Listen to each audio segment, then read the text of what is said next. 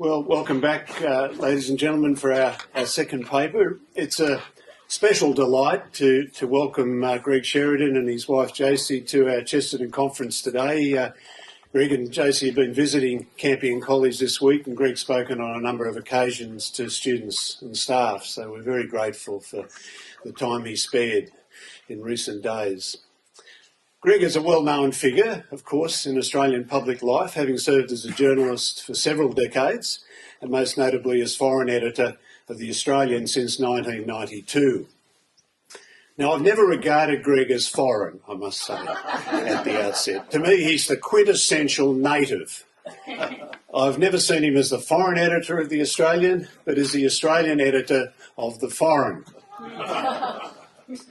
I've known him for a long time, though not as long as the luminaries such as Tony Abbott and Malcolm Turnbull and Bob Carr, who feature in his recent memoir, When We Were Young and Foolish, which many of you would have seen. But it's a great read and well worth acquiring. Some of the best pieces, I think, which Greg has written in his memoir and elsewhere have been on his dad, John Sheridan.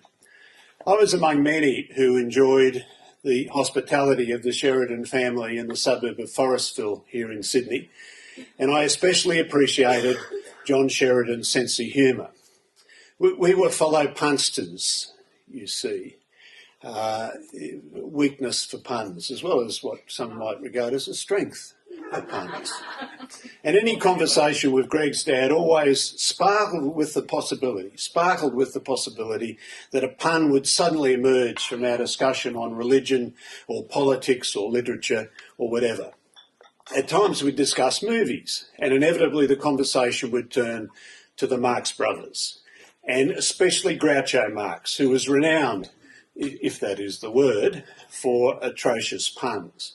In one movie, for example, that John Sheridan and I discussed, can't remember which one, Groucho was talking about a safari trip he'd just come back from in Africa, and how he began by saying that he shot an elephant in his pyjamas. What the elephant, of course, was doing in his pyjamas, he was not able to clarify.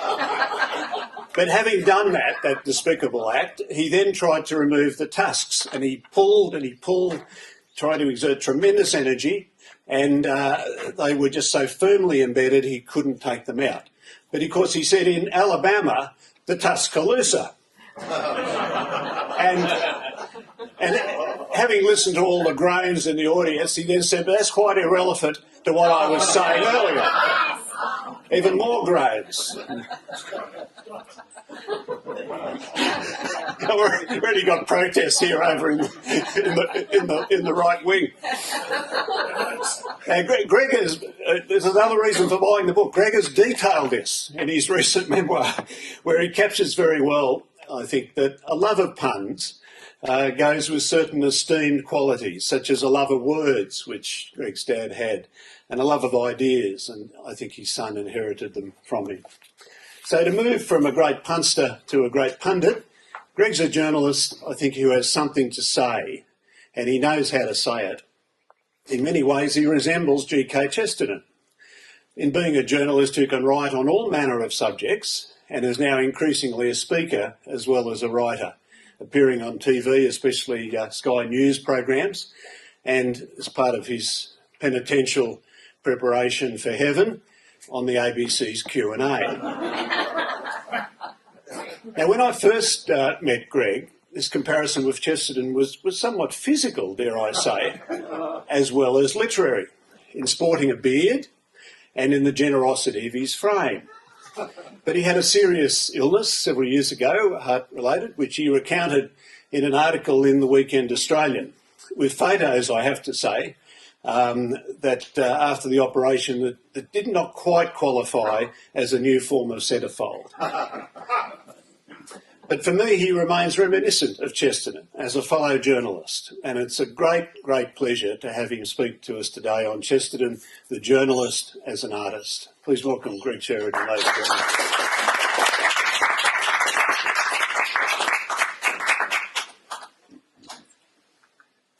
Well, ladies and gentlemen, you know, who can possibly follow Carl really successfully. Thank you very much for inviting me to talk to you today, and what a joy it is.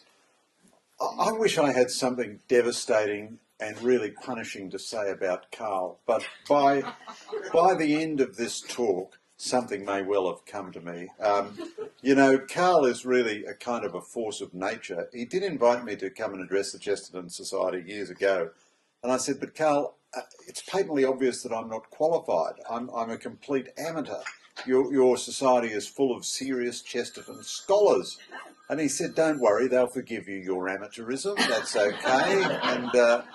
And you can see, when I was younger, I had higher standards. You know, I wouldn't subject you to my amateurish reflections. But I do want to thank Carl for organising this whole few days that JC and I have been spending at Campion. What a magnificent thing Campion is. And, you know, the hardest thing in Western culture, really, is to transmit the substance to the next generation of the young folks. And here Campion has 100 students and 150 graduates or something. What a spectacular achievement that was. And, you know, Carl talked about the idea for Campion College for roughly the first 150 years of our acquaintance.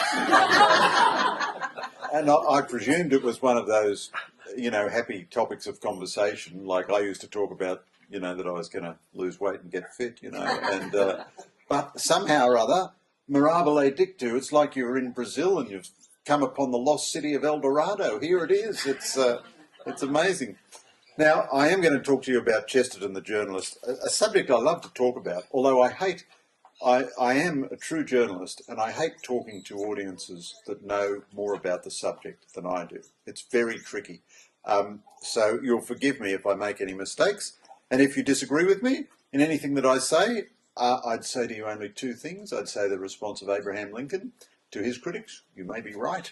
And I'd invite you to take up any troubles you have with my wife after the, after the lecture. Chesterton has been an inspiration to me as a journalist and as a human being, obviously. I don't want to make this a kind of an American personal testament sort of thing, but certainly Chesterton was one of the big influences in moving me into the career of journalism. Very young, just as the memory of my first meeting with Carl is lost either in the shrouds of early onset Alzheimer's or simply the mists of history because it's so long ago. I can't actually remember when I first came upon Chesterton. He seems to have been always there. I guess going to school in the early 1960s in a Christian Brothers school, Chesterton was part of the atmosphere. And I can't remember what the first thing of his was that I read or when I read it. He's just something that I've always known. But he certainly was one of the reasons that I went into journalism. And of course, I love his aphorisms, and one in particular I've lived my entire life by. And I can say that in this matter, I have lived up to the Chestertonian ideal. I'll make this bold boast without any false modesty or indeed any true modesty, without any modesty at all. As Chesterton said, and I take this as my creed, anything that is worth doing at all is worth doing badly. And I have fully lived up to Chesterton in all those years. Now, I take the liberty of telling you who are the writers who have most influenced my outlook on life. I'd say they were Chesterton, George Orwell, P.G. Wodehouse, Evelyn Waugh, Anthony Powell, an American writer, John P. Marquand, C.S. Lewis, Tolkien, and Malcolm Muggeridge. Now, really, that list is a bit middle brow, isn't it? I don't think I'd qualify for a place in the academy with that list. But it's interesting that three of them, Chesterton, Orwell, and Muggeridge, were journalists. Chesterton and Orwell, I think, did operate on a different level from Muggeridge, much as I love Muggeridge, and I think Muggeridge's memoirs are one of the great books of the 20th century. But I think Chesterton and Orwell just were intellects operating at a different level, really, from all the other people on that list. Orwell, there's quite some really interesting connections between Chesterton and Orwell. Orwell got most of his first journalism published in GK's Weekly, and they had, in a sense, the same outlook on many political issues. As you know, Chesterton was a energetic liberal, and in his early days, so was Orwell, and in his later days, so was Orwell. Obviously, they had big things they disagreed on. Orwell didn't believe in God and so forth, but their outlook and their temperament was quite similar. Not their temperament exactly. I mean their political temperament, not their personal temperament. I mean Orwell was a very glum fellow. Chesterton was a very happy fellow. But they both taught me really how to think. They both taught me how to think, both Chesterton and Orwell. Orwell was not as great a writer as Chesterton, but there was a strength always about his prose, a directness, and this is something he shared with Chesterton, a love of physical observation, of concrete reality. And Orwell, I think, is a great teacher to young intellectuals about how to think. He says, don't start with abstract ideas or abstract words. Start with the concrete. Always root your thinking in the concrete and then move on to the abstract after you've observed the concrete. And it's I shouldn't say this in the confines of Campion College, but it's noteworthy really that neither Orwell nor Chesterton attended a university, and their genius was not corrupted by Oxford or Cambridge or any of the, which even then had plenty of corruption to offer. Now Chesterton, much more than Orwell, was a tremendous influence, and really I think he was the most extraordinary writer I have ever encountered, almost impossibly rich.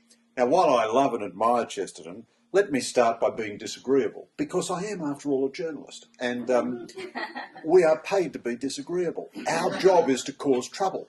You know, our question is, where's the dynamite? And we want to throw the dynamite. That's our job.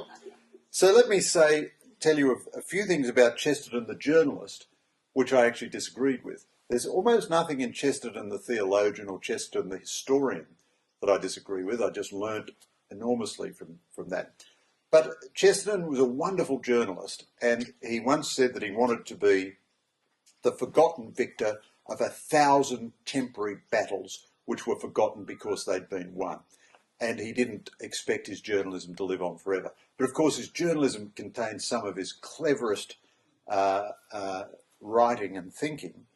But it also contains, I think, a number of mistakes. And those of us who love Chesterton just have to acknowledge the mistakes. Apart from the mistakes, sometimes I found Chesterton a bit too rich. It was like a cup of tea with too much sugar in it. You had to have drink a sip and then go and drink something a bit more tepid.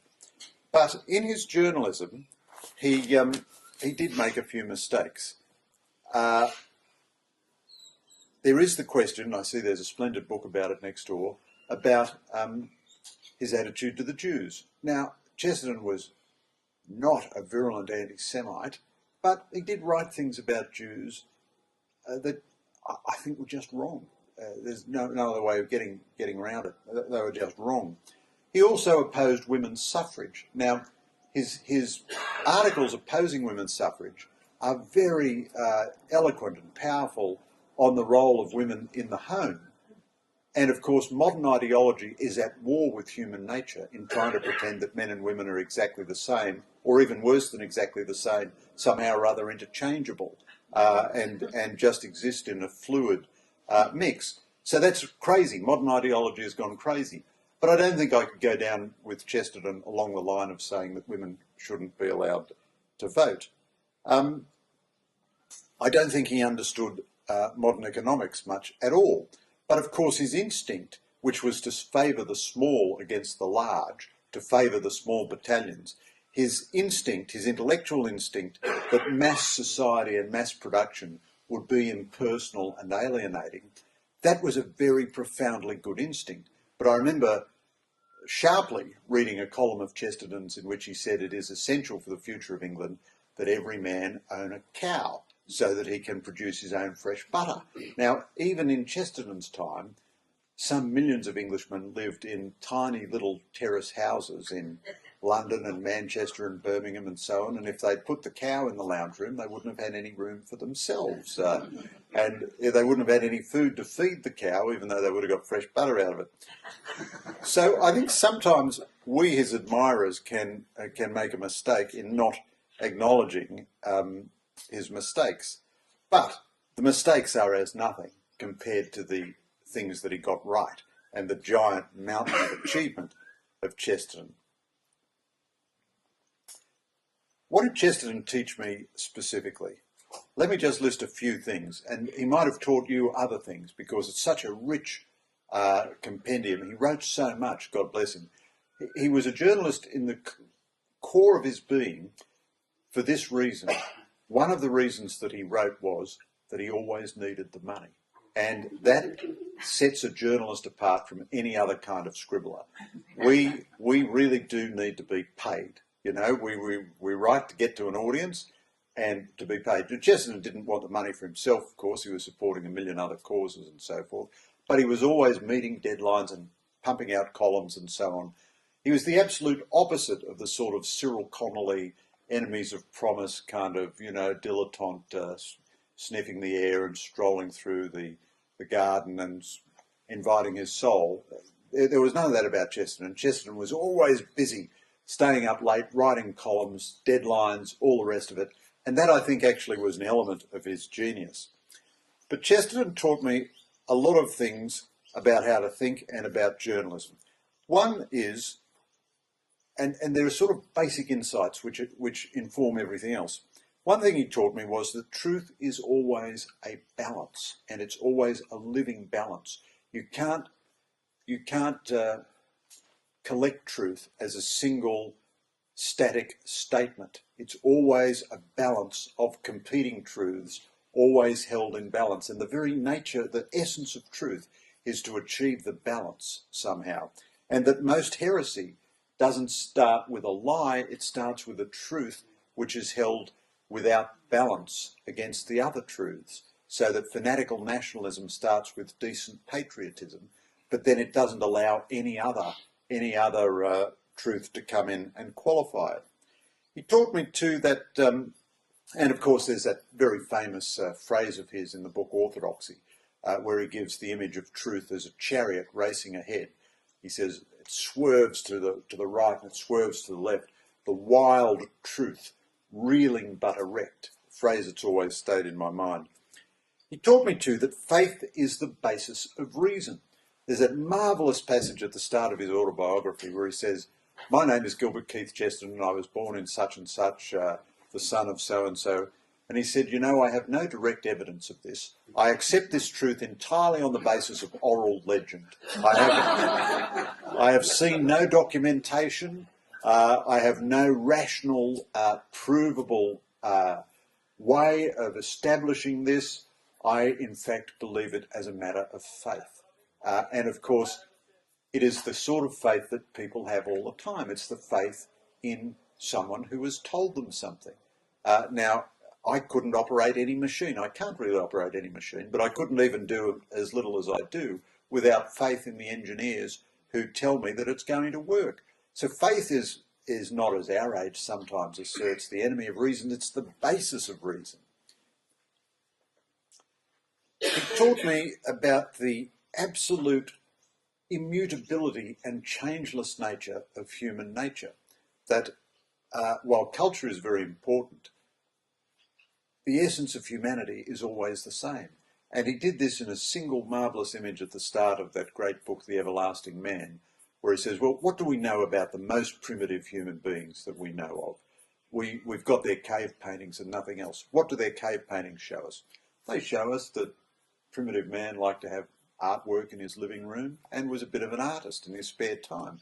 So very, very similar to middle-class Englishmen of the 20th century.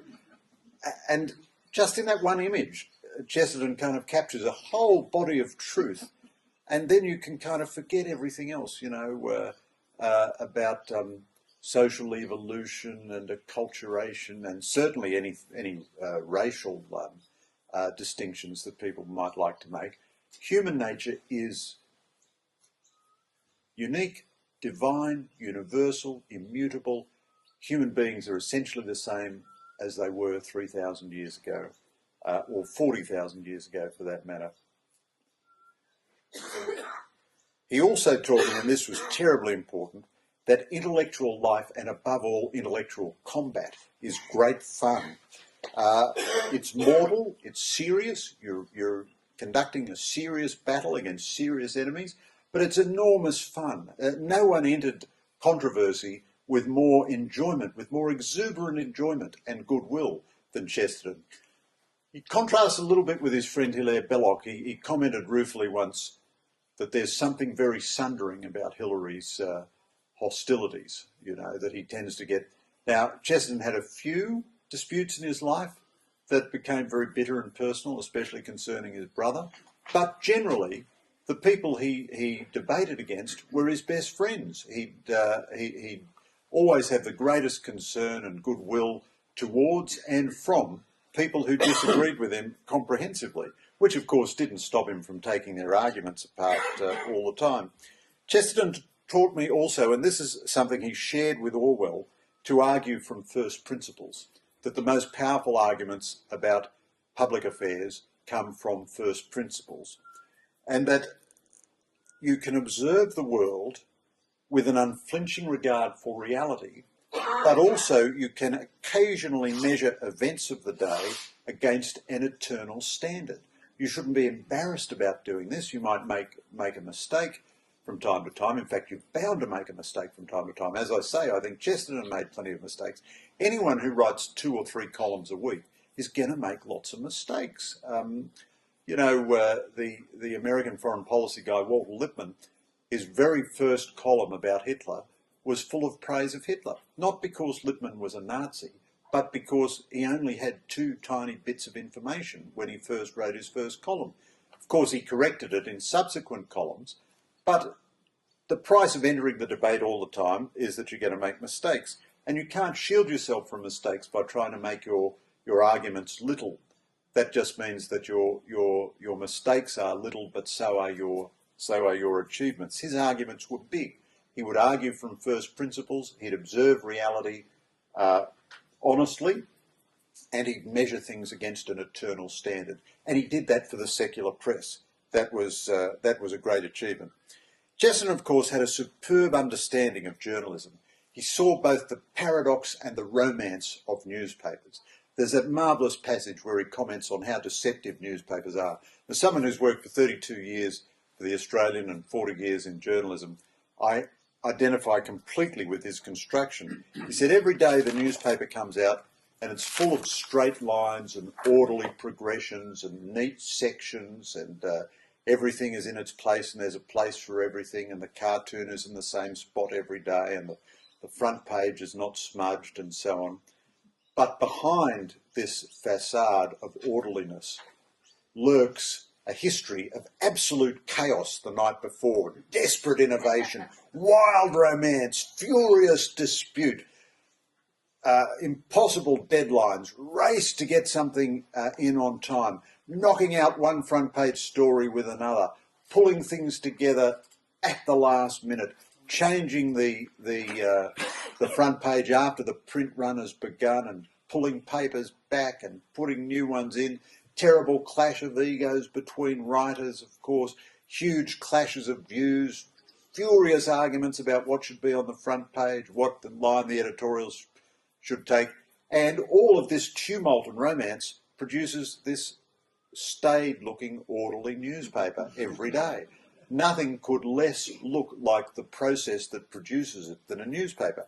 And Chesterton, of course, could never have understood that had he not been a journalist himself. One of the great things about both Chesterton and Orwell is not that they were great writers who dabbled in journalism.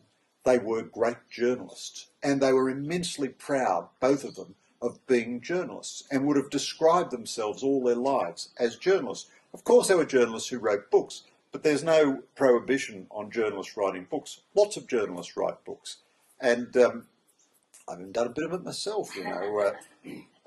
But their identity was an identity as journalists. Now, I think Chesterton's greatness in part comes from his journalism, although of course he's remembered more for his great books, The Everlasting Man, the autobiography, Orthodoxy, the book about Thomas Aquinas, the book about St. Francis of Assisi, and so on. But I think, nonetheless, an essential part of Chesterton's genius came from his journalism. Some literary critics over the years have argued that if Chesterton had not spent so much time on journalism, he would have produced more great books. And they even adduce some evidence and say when he gave up editing a journal for a while, he was able to work more fully on a book.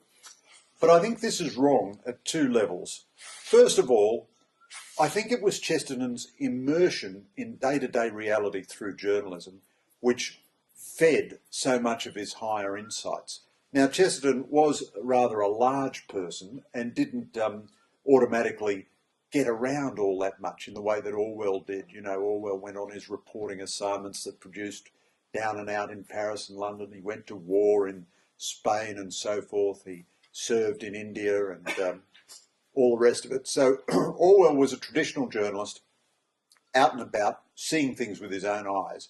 Chesterton saw a lot of things with his own eyes, but I think because he was a bit less mobile than Orwell, the very business of producing and editing all the journals that he was associated with and the need to turn his mind to columns time after time after time gave him that involvement in the day-to-day concrete reality, which I think was an engine for his deeper writing and gave him so much material for his deeper writing.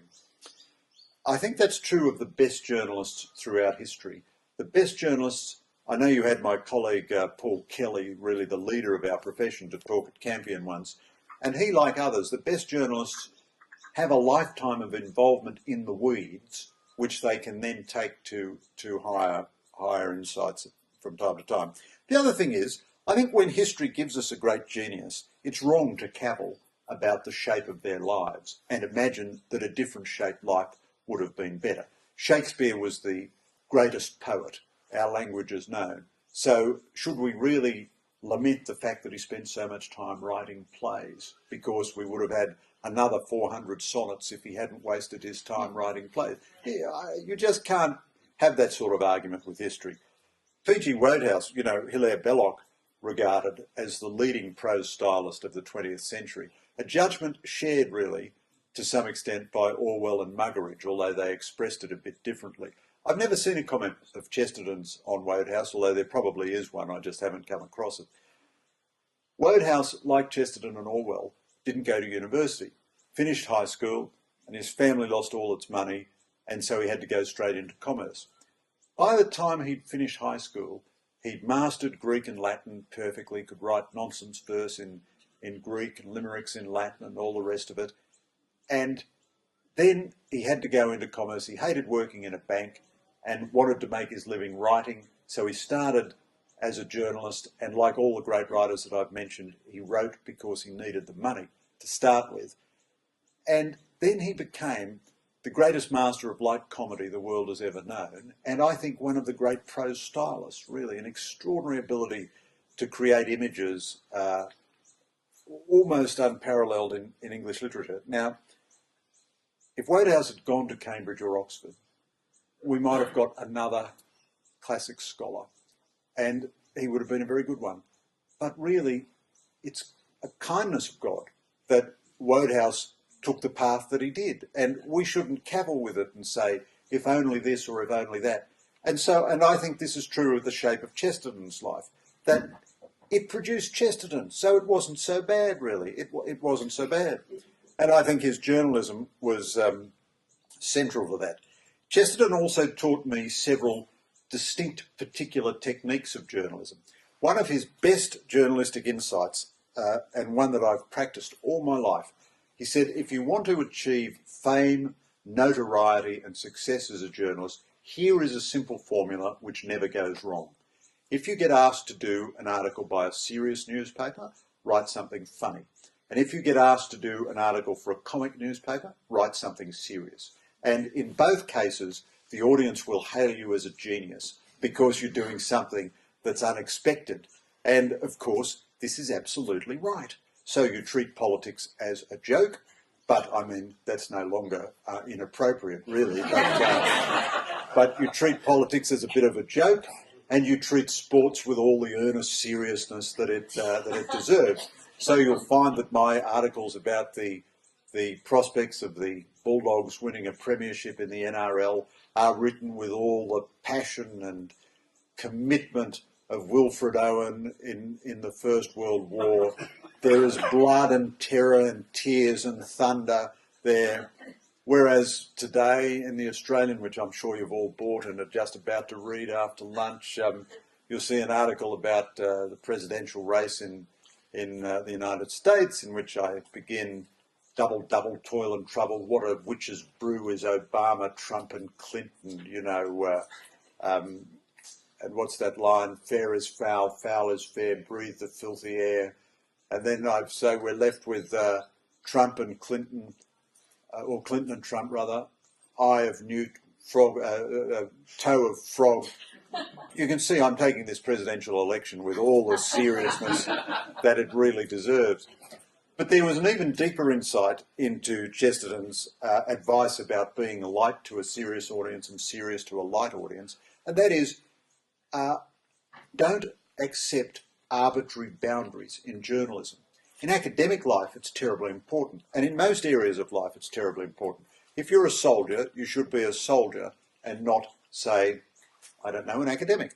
And if you're an academic, you should be an academic and not, say, a gardener or something like this. But if you're a journalist, you can have a little bit of the gardener, a little bit of the soldier, a little bit of anything you like, as long as your audience finds you interesting and you're telling the truth.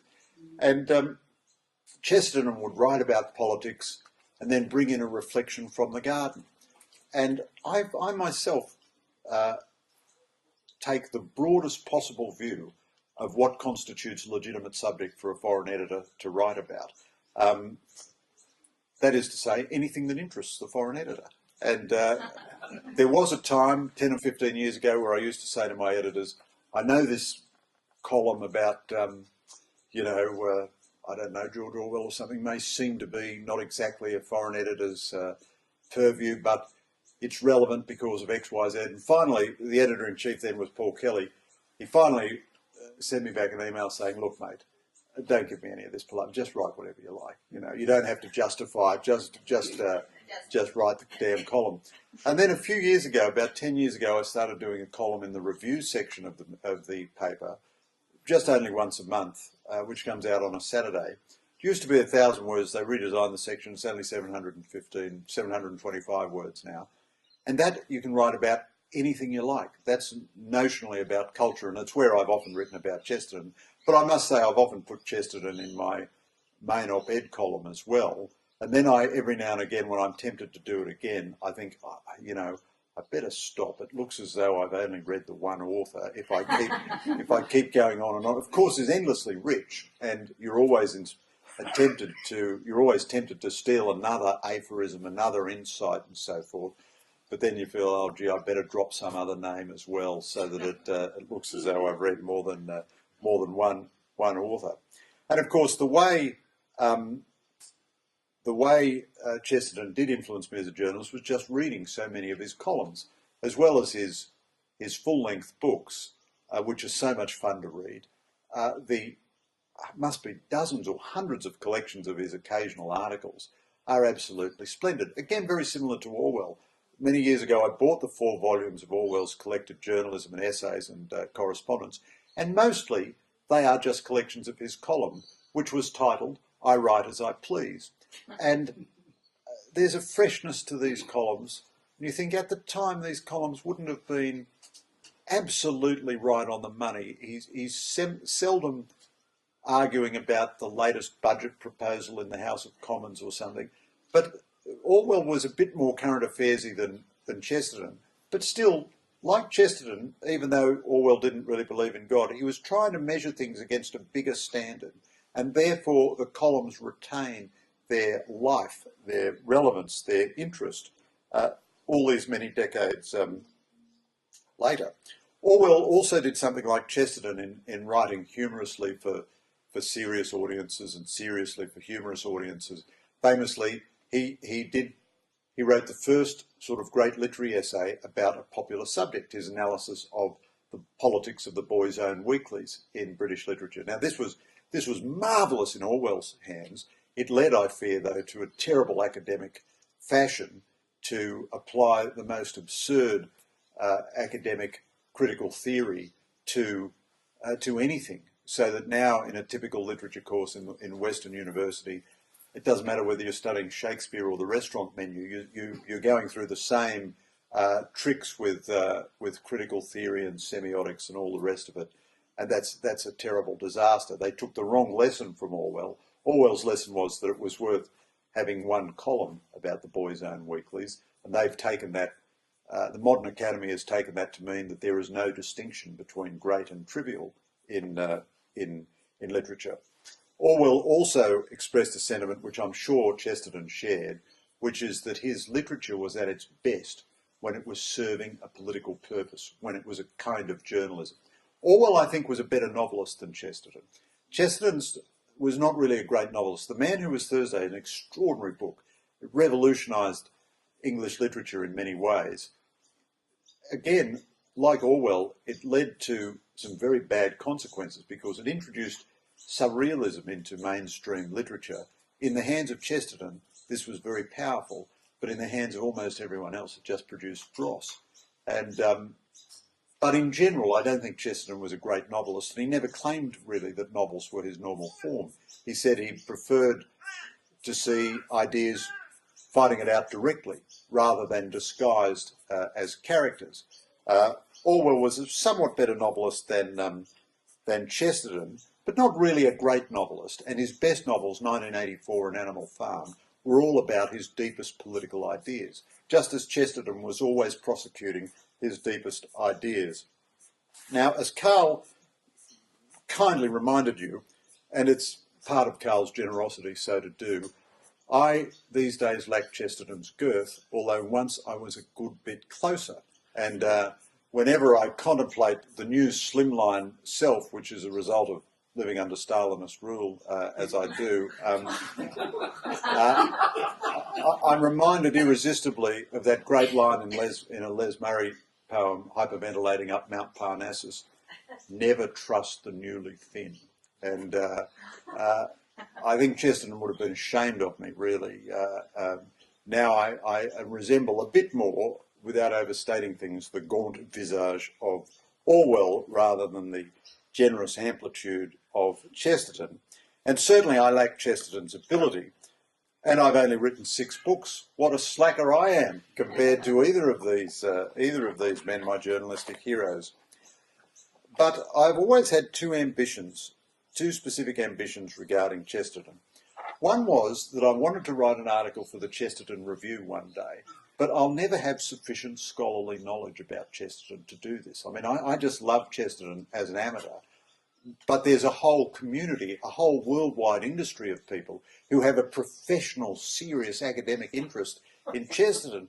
How could you ever discover something obscure enough to get into that journal, you know? Apparently, Chesterton once said something disobliging about Australia. Perhaps I could write Our Great National Grievance or something like that for the Chesterton Review. In any event, that remains an unlikely ambition to fulfil. But I do have another Chestertonian ambition, and that is to say, a little while ago, a very small publisher approached me and said, you know, we could do an edition of your columns if you like. And so I went to the publisher that I publish with routinely and said, you know, someone else has offered this, what do you think? They said, well, write another proper book for us first, and then we'll give you your self-indulgence of a book of your columns, because books of journalist columns don't sell. You know, they sell very well amongst the journalist family, and that's about it. But if I ever do achieve this book of my columns, I'm going to give it the title with which I'm sure you will all be familiar, and which I think is one of the great titles of publishing history, and which indeed is an expression of the central purpose of all journalism. And the title, of course, is What's Wrong with the World? Thank you.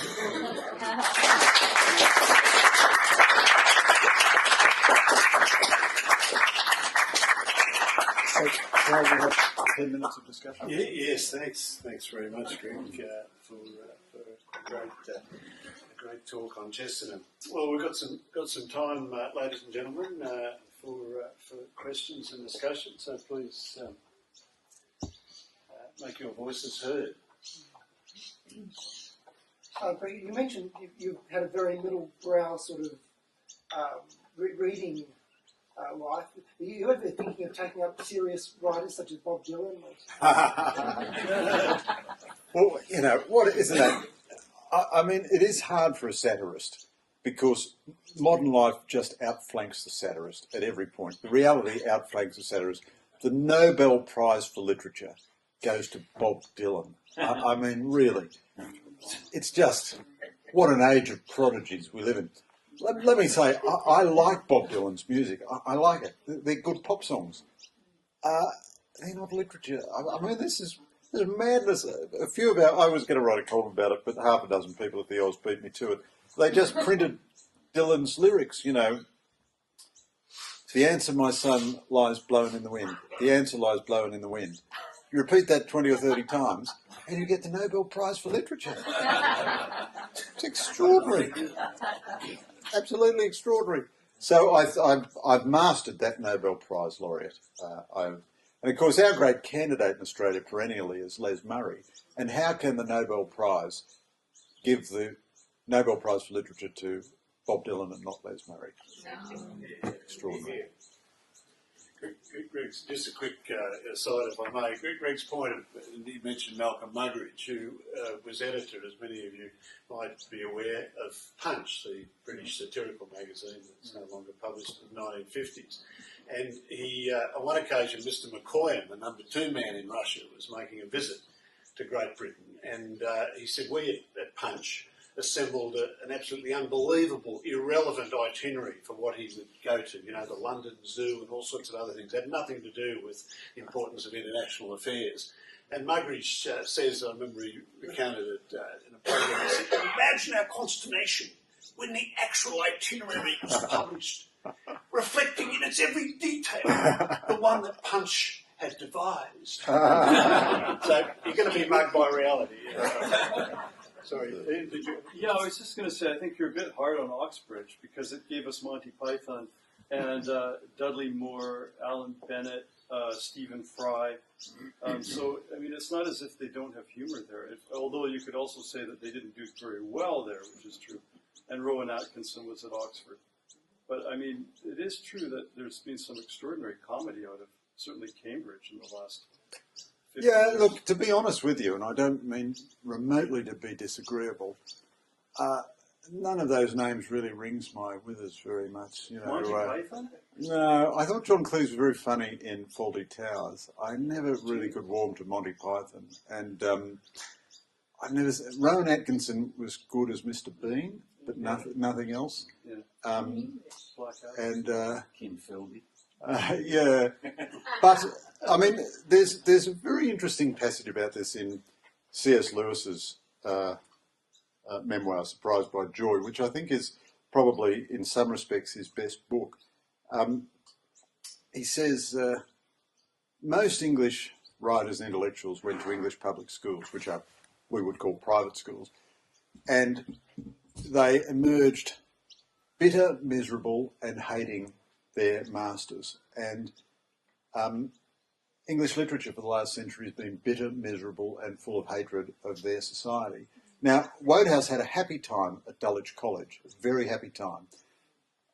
You know, his father was in India or something. He never saw his parents. He was brought up by aunts, which explains why his novels are full of regiments of terrible aunts. You know, Aunt Agatha, who could open a bottle with her eye at 50 paces and so forth, you know. But he never imbibed any of the spirit of Oxbridge at all. Of course, you know, Oxford and Cambridge, a great university, they gave us many wonderful things. But I do think there's a certain sort of sameness at times about British intellectual life. And, you know, I love British TV shows. I love British detective shows, Morse and Lewis and so forth. But then you start to think, is there in fact any other university in the whole of the United Kingdom apart from Oxford and Cambridge? Was there any other like? And part of the most fun I've had in this sort of stuff is the novels of David Lodge, which are all about the bread brick universities, which I think are much more fun.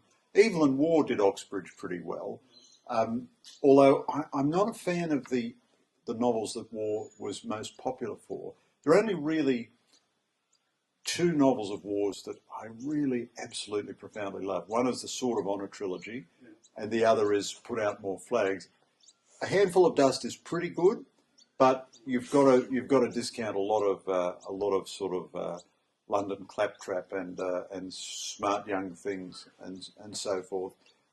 I reread Brideshead Revisited the other day, and it's obviously a great novel in a way, but I would recommend to you the American novelist John P. Marquand, an American Evelyn Waugh, and I think much is superior. Much is superior. Like Waugh, started out as a satirist of the upper class, and then came to love the best people amongst the Boston elite because of their devotion to duty and their devotion to life at the same time. His greatest book, John H.M. Pullum Esquire.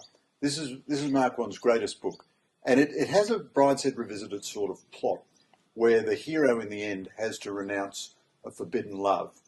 But instead of Waugh's sort of deep tragedy at the end, you know, where he and whatever the woman's name is part, you know, and it's full melodramatic, full-blooded tragedy.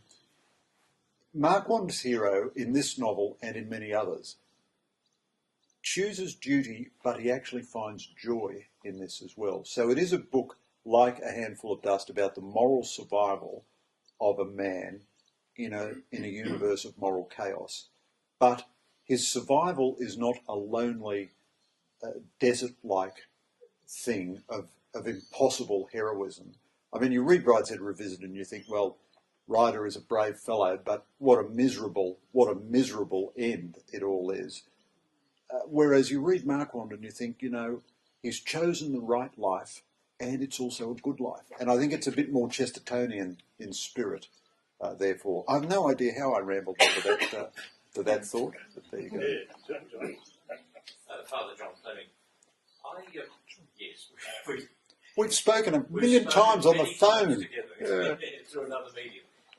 Often with thousands of people listening, or at least dozens anyway. No, it was Tom Brady, mate. When you were on.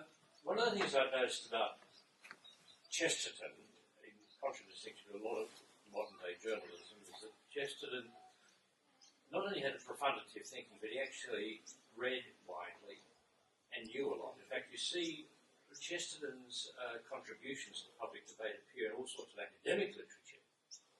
What I notice about, and leave aside the Australian, my favourite newspaper for the moment, what I find is a lot of what passes for commentary on politics and religion in particular, and certainly on anything to do with moral issues, is profoundly superficial. It's almost as if the journalists have no knowledge of history, a political history, political philosophy, certainly no understanding of religion, about which they're pleased to give us the benefit of their uninformed opinions. Does it bother you, as a journalist, and one who clearly does read widely and really gets into the important stuff of having to explain the important stuff of foreign affairs, but does it bother you that many journalistic degrees, for example, and I suppose that journalists reflected, seem to have no cultural understanding, no depth, no profundity, and so when they speak, it is almost certainly banal and superficial and infuriatingly so, because it ends up then being kind of through the prism of the ideology or partisanship of the person writing, rather than a capacity to really delve into and explain it. Exception to this in politics, for example, with Kelly, he does have a historical perspective. He does have an understanding of political philosophy. He does bring different points of view and consider them and give what you were saying earlier in your talk about balance. Going for truth is about balance. Do you not find this? Sure. Well, I'd agree with everything, John. It's wonderful to meet you face to face after all these years. John and I, in case you don't know, used to do a weekly segment on 5AA, and when our boys were young, and I remember one night they were screaming and yelling at each other, most unusually, really. And in those days before mobile phones, the phone was in the lounge room, so you just got the full panoply. So Adelaide Radio just got the full symphonic effect of three high-spirited Bulldogs supporters in fierce dispute with each other, and over some point of doctrinal subtlety. And I remember John was so good-natured about it on air. He said, it sounds like you have a happy home there. And I said, well, yes, it's certainly a lively home. But look, just to offer one thought very briefly to what you've said, I agree with that absolutely. But, the decline of the mainstream media is making things much worse, because newspapers and all mainstream media have far fewer journalists than ever before, who have to produce much, much more.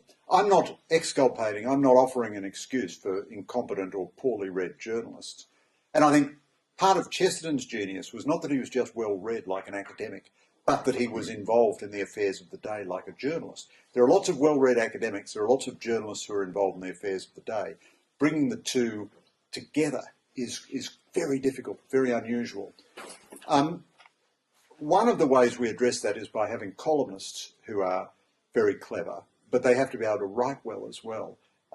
People like Henry Ergas. Cardinal Pell was an immensely successful columnist for the Sunday Telegraph. So the Sunday Telegraph is a very popular newspaper, the biggest selling newspaper in Australia. Cardinal Pell's column was the most popular column in the paper. So it shows that you can marry substance and topicality, light and shade, But the way society is moving, sadly, with the digital media becoming so predominant, is you've got a few websites which cater for specialists, which are very, very good, and a vast panoply of websites which are full of completely content-free, vicious opinion. And the more vicious, the better. And you establish your authenticity and you get noticed by being extremely loud, extremely aggressive, and extremely extreme. And that is affecting the mainstream media as well. So I plead guilty, Your Honour. Just a final question, thank you. Richard, I was quite interested in you mentioned about comedy and Cambridge and Oxford and the other places that develop British sort of sense of humour and what have you. The thing that I was interested in is comedy, and I think that has a very important place in our society. I did hear something on the ABC that you can say things in comedy, but if you said it outside, you get sued. Probably the same thing. But the brilliance of Yes Minister, for example, BBC again, and Yes Prime Minister, the brilliance of that was there was a speechwriter of the late Sir Harold Wilson writing that. And sometimes when, like, I can't remember the name of it, to Death Do Us Part, for example, having a go, it turns out that the chap that played was the former Prime Minister's father. They tried to transmit that to America, and it was a disaster. I think you know that. I can't think of the name of the program at the moment. All in the Family. Thank you. Thank God for someone else. But the point is that how do you find that comedy fits in to our society, and is there a greater need for that nowadays because there's so much negativity going on in the world? Well, Chesterton was a great celebrator of comedy. There's a passage of his which I don't quite understand, where he says that he suspects that, I don't want to verbal him here, you'll know this passage better than me, but he suspects the Gospels purposely concealed from us God's humour. But he understands that God had a great sense of humour. Who could look around at the created universe and doubt that? A lot of contemporary comedy is not very funny, and its purpose is just to outrage bourgeois sensibilities. You wonder how long this can go on. For 100 years, the project of the intelligentsia in Western society has been to outrage bourgeois sensibilities. You feel like saying, fellas, there are no bourgeois sensibilities left. You've outraged them all. Give it a break. Get a day job, you know.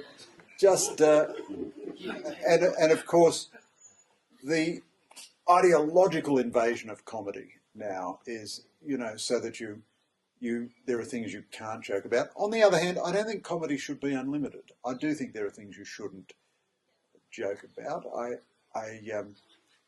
I don't know where the line is, but the fact that it's hard to draw a line doesn't say that there's no line. It just means it's hard to draw, that sort of thing. I do appreciate British humour, but I am at heart an Irishman, you know, so I don't really want to give too much credit to the Brits. And I said this to an audience the other day, Evelyn Waugh remarked very insightfully that for the Irishman there are only two final realities, hell and the United States of America. And I would suggest that the Americans have a different tradition of comedy, but it's no less there. I have today criticised the stultifying narrowing effects sometimes of Oxbridge.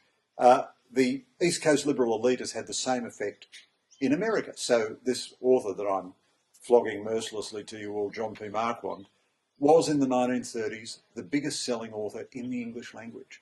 Won the Pulitzer Prize, I think, 2 years in a row. Books were made into films, won Academy Awards and so on. And of course that was at a time when there was no hostility between the literary novel and the popular novel. A lot of popular novels didn't have literary ambitions, but the greatest literary novels wanted to be read by a huge audience. So they were entertaining as well as being great novels. But because he has a more or less conservative outlook, Marquand, he's just been completely whited out of history. Some of his books are still in print in America because he's still studied in some American universities. But in general, he's just been completely wiped out.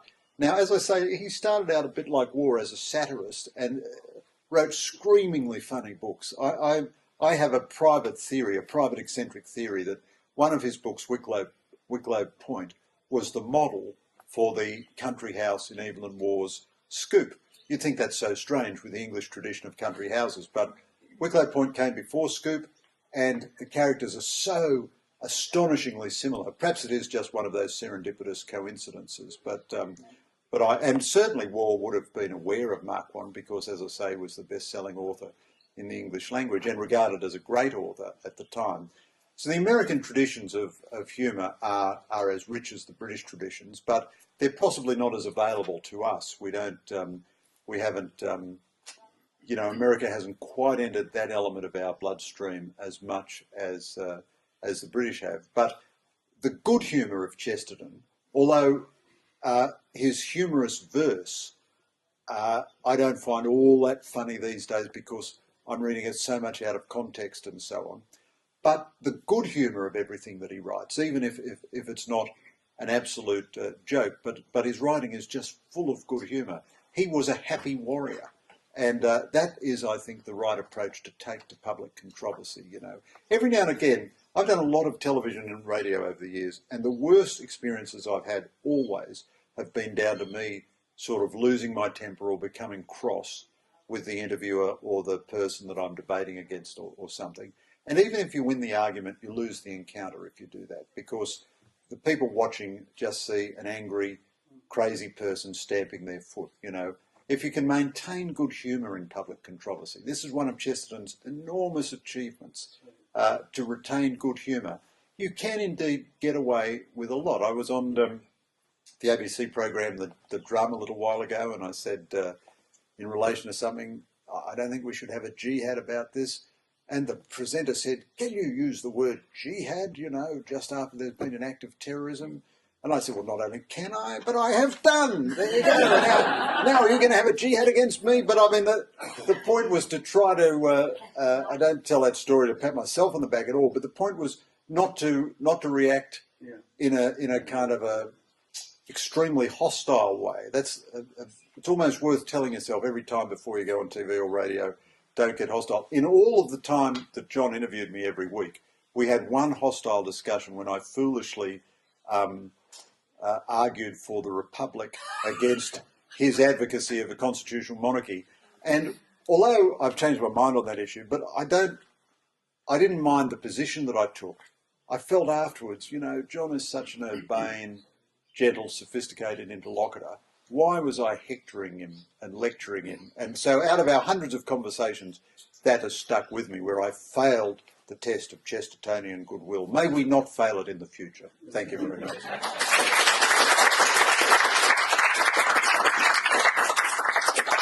Ladies and gentlemen, I think it's been very instructive to hear Greg sketching all of the affinities he's found.